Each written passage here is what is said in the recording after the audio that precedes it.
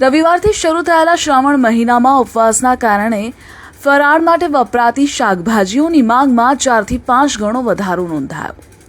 ખાસ કરી કંદમૂળ જેવી વસ્તુઓ જેમ કે શક્કરિયા, સૂરણ, રતાળુ, બટાકા, કાચી મગફળી જેવી પરંપરાગત ફરાળી શાકભાજીઓના વેચાણમાં ભારે પ્રમાણમાં તેજી આવી. ગયા રવિવારથી જે શ્રાવણ માસની શરૂઆત થઈ છે અને એમાં ખાસ કરીને મોટાભાગે લોકો ઉપવાસ કરતા હોય છે અને આ ઉપવાસમાં શાકભાજીમાં ફરાળ, દાખલા તરીકે શક્કરિયા, રતાળુ, સિંગ, બટાકા, સૂરણ આ વસ્તુઓનું વપરાશ વધી જતું હોય છે. પરંતુ આ વર્ષે માલની આવક વધારે હોવાના કારણે ડિમાન્ડને પહોંચી વળાય છે અને ભાવોમાં કોઈ જાતનો એટલો બધો વધારો થયો નથી.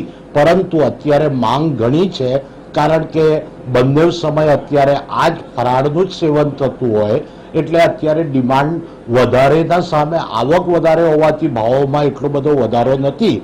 પરંતુ શક્કરિયા અમારી માર્કેટમાં 600 થી 700 રૂપિયા પ્રતિ 20 કિલો, રતાળુ 1100 થી 1200 રૂપિયા, બટાકા 250 થી 350 અને સૂરણ 800 થી 1000 રૂપિયા અત્યારે અમારી માર્કેટના જથ્થાબંધ ભાવો છે.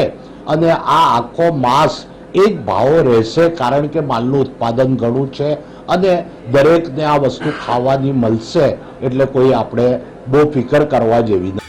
સુરતમાં શાકભાજીના ભાવમાં થોડો ઘણો ફેરફાર દેખાઈ રહ્યો હોવાનું વેપારીએ જણાવ્યું છે. હાલ શાકભાજીની સપ્લાય નિયમિત છે.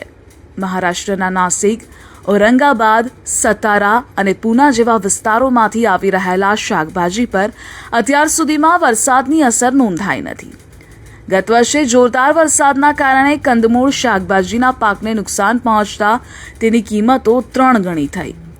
પરંતુ આ વર્ષે હવામાન અનુકૂળ રહેતા ખેડૂતોમાં પણ સંતોષ છે અને વેપારીઓ પણ વર્ષ 2024ના શ્રાવણ માસ દરમિયાન ઘણા લોકોને ભાવ વધારાના કારણે ફરાળ શાકભાજી ખરીદવામાં અચકાટ આવ્યો હતો. પણ 2025માં હાલની સ્થિતિ અનુકૂળ છે અને એટલે જ વેપારીઓ ખુશ છે.